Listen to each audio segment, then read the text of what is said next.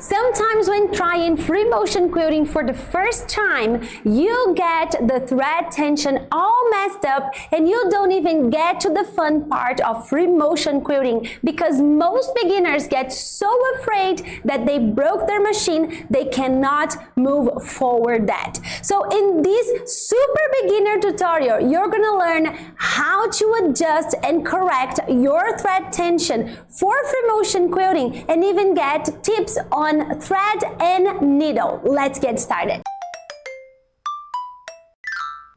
Hi quilter! Welcome to the Orbital Quilting channel, and this is Aline, and of course you know your other teacher Natasha because this is the free motion quilting crash course. So in this course you're gonna learn step by step for super beginners how you get from not knowing anything about free motion quilting to achieve your very first quilted panel. So in this class we're gonna tackle thread tension. Remember, you can enter the whole course on our platform and even get the quick guides handouts. The link is in the description below. So today on thread tension we're gonna start by picking up the last class's sandwich that we have over here, and of course we are using already our toilet paper measurement. So we are getting this extra bedding and fabric that we have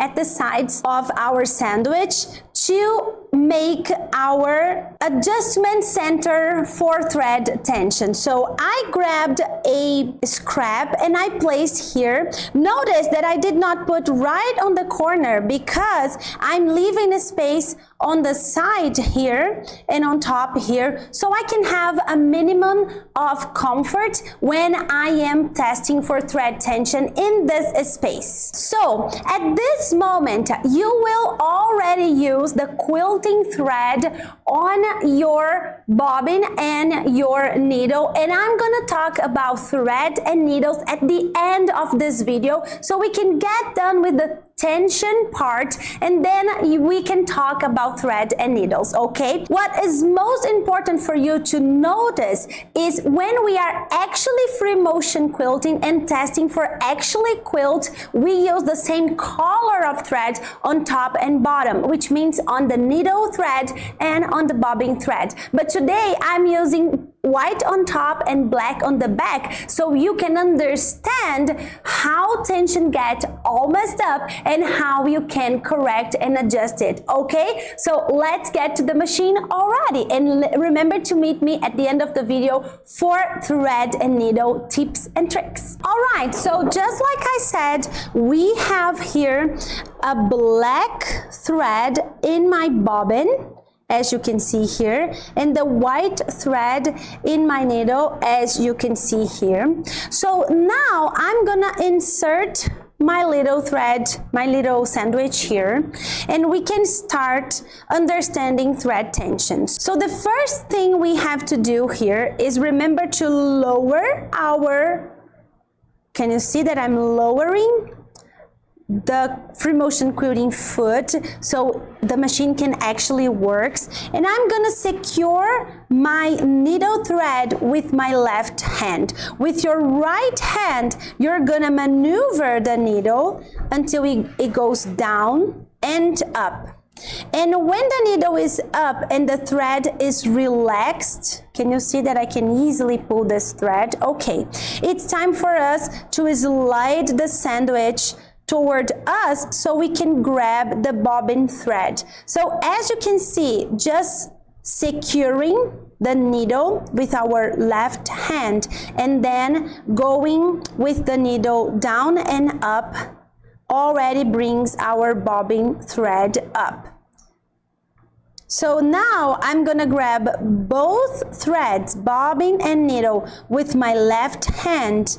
I'm gonna put my needle down where the bobbin came up. Let me adjust this. All right, and we are ready to start our thread tension test. So I've just changed my machine to free motion quilting mode. So I just set up my machine. I don't know how my tension is, and I'm gonna show you what happens when we do that. So I'm putting my quilting gloves. I'm securing both of the threads with my left hand over here, and all I'm gonna do is go with the sandwich up and down and slightly to the right, to the left while I'm do that. So it's down and then up and then down and then up. So we can see what happens here. If you have the feature on your machine to place the needle down, that will be very useful too.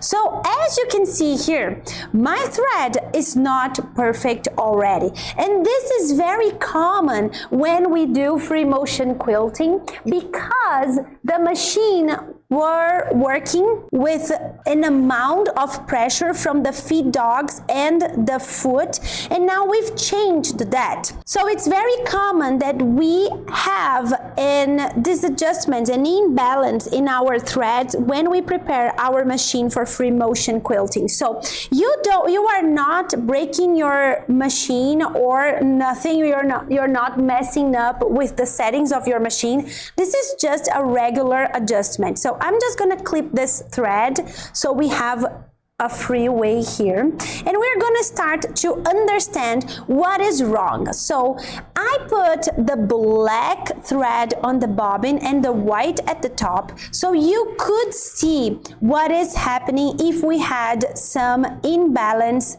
in our thread tension, and here we have it. So if your bobbin thread is showing at the top, which is the case here, that means that your top needle tension, so the thread that is going on your needle here, it's too tight, which means it's pulling with more strength than your bobbin. And now what you have to do is lose up this needle thread tension a little bit, because by losing it, by making it less strong, you'll be in the same force as the bobbin thread.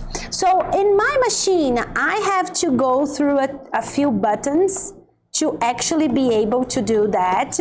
And if you have a machine that has a knot, you will have to turn it right or left. But in my case, my machine shows me that I am at 4.4 thread tension, and I don't really know what that means, but it doesn't matter. What means for me in the practical way is that I have to move it down so it has less tension, less strength.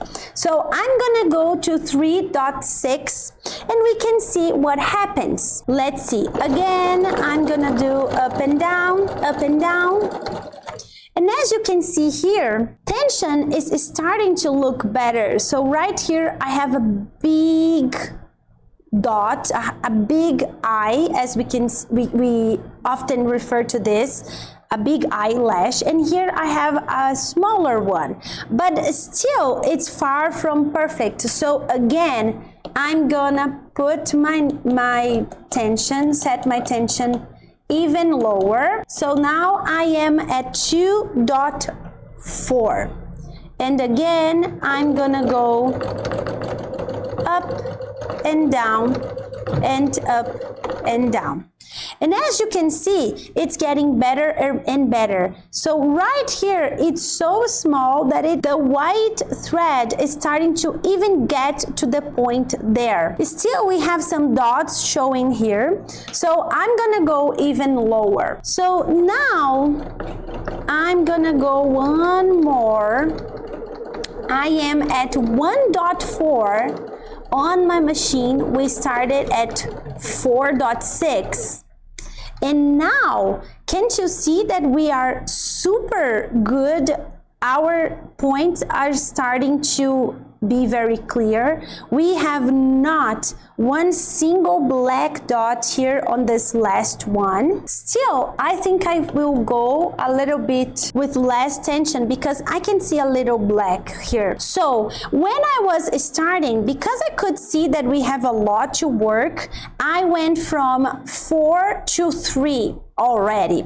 But right now, because we're getting closer and closer to a perfect balance, I went from 1.4 to 1.2 because now we're getting closer, so we have to go in smaller amounts.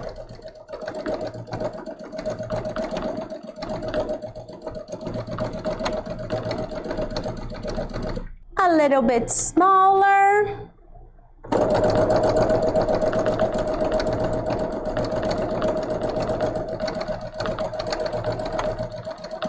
And as you can see, things are starting to look pretty good. And if you don't have any eyelashes anymore, that's when we want to stop. You see, so right now we have just this is the hole of the needle. So I'm gonna go a little bit over so we can start to see that now everything is working. So here is how we started, and here is how we are finishing this adjustment. So we did the adjustment when the machine has the needle thread, which is the white one, is stronger or with more tension than the bobbin thread. And that leads to the bobbin thread causing eyelashes at the top of our sandwich. So now we are not seeing the bobbin thread here. So if the problem is this, we are ready to start our quilting. Of course, because this is a complete demonstration, I will demonstrate to you how to adjust the other way around. So let's get started with that.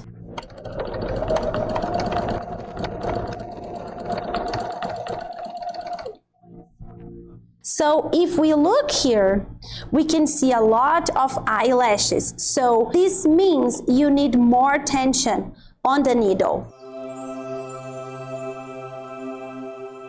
So usually when we are doing free motion quilting on a sewing machine, we rarely need to adjust the tension from the bobbin because most of the times the types of threads we are using and the quilting that we are doing, we will be able to get very good tension just by touching the needle knots and the needle tension. But I want to show you what does it looks like when we move the tension here. So if you remove this base, you can see that we need to get a good clean up on our machine, which is most of the times the reasons why we open this. So this is actually really good, a really good thing to do before we start free motion quilting and after, because oh, look at this, because then we will make sure that our machine is at its best conditions, so it will give us its best performances. So as you can see, we have this little part here. Most of the times we just remove it to clean, and then we clean everything. Look at this. I'm so glad I caught this on camera. And most of the times I do exactly this, and I just put it right back without changing anything. So if you need to change your bobbin tension, it is safe, it is normal.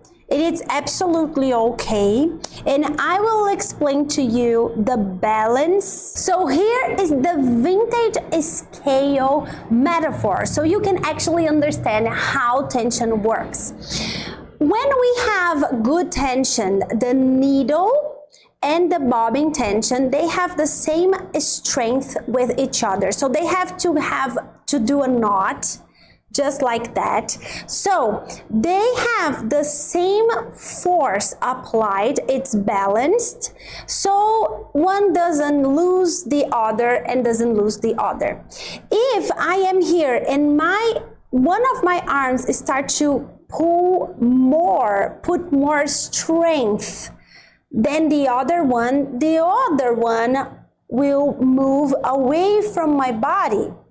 And if I do the exact same thing with the opposite side, it will do the exact same thing. It will start to move away from my body. So imagine that my head is the sandwich. We always want the knot to be in the middle of the bedding of the sandwich. If the needle thread is more strong in tension, it will pull the bobbin thread to the top. And at the same logic, if the bobbin thread is more stronger in tension than the needle, it will pull the needle thread to the other side, the opposite side where it is. That's why there is this beautiful saying when people say, if the problem is the top, the bobbin is the issue. If the problem is at the back, the top needle thread is the issue, because they show up on the opposite side because of this strength, effort, tension, pulling back and forth. So just by correcting, loosening up the needle or pulling more the needle tension, 99% of the time we can correct and adjust thread tension, so we don't have to tweak with the bobbin thread. Why we don't want to go to the bobbin thread? Most people think that it's because it's difficult, it's because you will mess with the settings of your machine and you will not be able to sew anymore. It's a whole lot of confusion for beginners. But the truth is actually a simple vintage scale metaphor. So imagine we have a vintage scale here. So imagine that your needle was like this. The bobbin is my left one here and the top is my right here.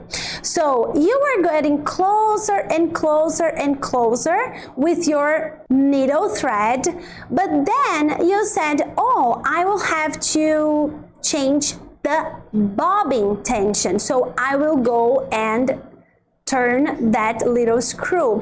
When you do that, you actually reset the scale. So now what the effort and the work that you did before with your needle will be reset. So you will have to start over again from the new parameter of the bobbin, because everything you did before was actually with the bobbin at one place, and then you get closer, closer and closer, but then you reset your bobbin, and now the needle thread will need maybe another type of adjustments so you can get them balanced. That's why we don't like to change the bobbin tension, but there is nothing wrong with that. You can absolutely do it, and there is no way you will break your machine just for using it. What happens is that you have to understand what's going on. Things are actually very, very simple at a sewing machine, and when you understand that, and you understand that it's just a very simple matter of holding hands with the same pressure on both sides, thread needle and bob needle, making the knot with the same strength at both sides, That is actually everything you have to learn in order to understand and own thread tension. It's very, very simple. But the thing is, if you need to change the tension here, all you have to do is twist this little screw here. So this little screw will apply more tension between this sheet of metal here and the bobbin case. That is what it does. Let me show you. Can you see? Getting closer, more tension. Getting back, less tension, because we have more space between this sheet of metal, which is called the tongue sometimes, or the lead. It really doesn't matter the name. It's important, it's that you understand the function. So this tongue presses against the case of the bobbin, and then we can adjust how tight is the door from where the needle comes back. So you just have to go to one side and the other to adjust this. And most of the times, if you go clockwise, just like I'm doing here, you will tighten tension. And if you go counterclockwise, you lose the tension here. So most people are afraid to do this because this is very precise, very sensitive. I mean, look at the size of this screw. So if you just do a little bit like this, it can change of course it will, but it will change much more dramatically than going from 1.0 to 1.2 on your machine, or just giving 1/4 of a twist on a knot. So people are afraid of this, but you don't have to be afraid of this, because this is actually very like regular stuff that we do on our machines. We just go here and adjust, and that's it. It's just like when we are cooking and we go with a hot fire or a medium fire or low fire, or heat. That is exactly the same concept. And now we can put again our bobbin case. So most manufacturers have hints or even signals for you to understand how to put this back on place. So in this machine, I have this little break here, and I know that it has to touch here and it cannot move that way anymore. And also I have the direction of the screw, which is facing me, and this little carpet for the feed dogs over there. So once you cleaned your machine, or once you adjusted your bobbin tension, you want to give yourself one manual turn over here, just so you can see that everything is working how it's supposed to. And now we are ready to place our base again. So once you changed your bobbin tension, you will have to adjust your needed tension again, just like I explained to you. So it's not the end of the world, it's nothing serious. It's not that you broke your machine. It's just, this is not even beginner's stuff, but I want to show you, because as a beginner, I think that the more you understand and the more you see that you cannot break your machine just by using it, it will be better for you. And a lot of people say that they cannot adjust tension just on the needle. So here is how you adjust that with your bobbin. Now, just for the purpose of showing off, I have both of my threads in the same color, white, and I'm gonna show you that our tension, it's just perfect. So I do loops, I don't have lashes, Let me just go here. So not a single eyelash at the top or at the bottom. When I do loops, I have a pretty good loop, free from lashes at the bottom and at the top. Now that we are clear on all of the tension matters and shenanigans, it's time for us to talk briefly about quilting thread. So there's a lot of quilting thread in the market.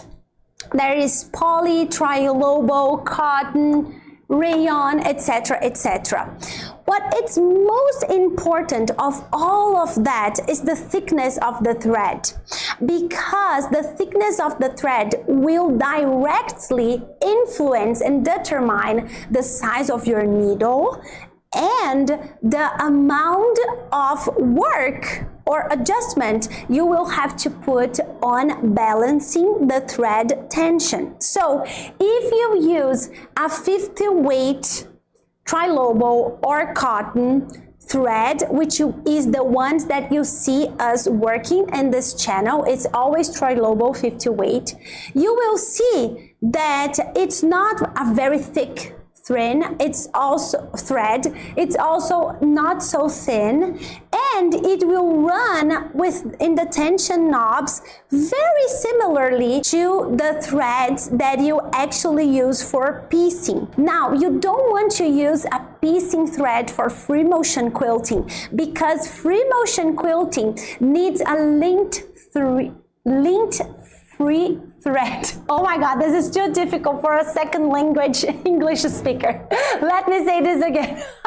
You don't want to use a piecing normal regular sewing thread for quilting, just because sometimes that thread has lint in the actual string of the thread, and for quilting we want a type of thread that is lint free or low lint, so it can slide through the batting and come back without bringing any sort of fiber from the batting to the top or the bottom of the quilt sandwich. It's that simple. So we want a sleek thread. The sleeker the better. That's why lots of quilters like tri-lobo thread or shiny threads, because that shiny aspect most of the times for quilting thread means that they are very, very slippery and is sleek in terms of sliding through the batting.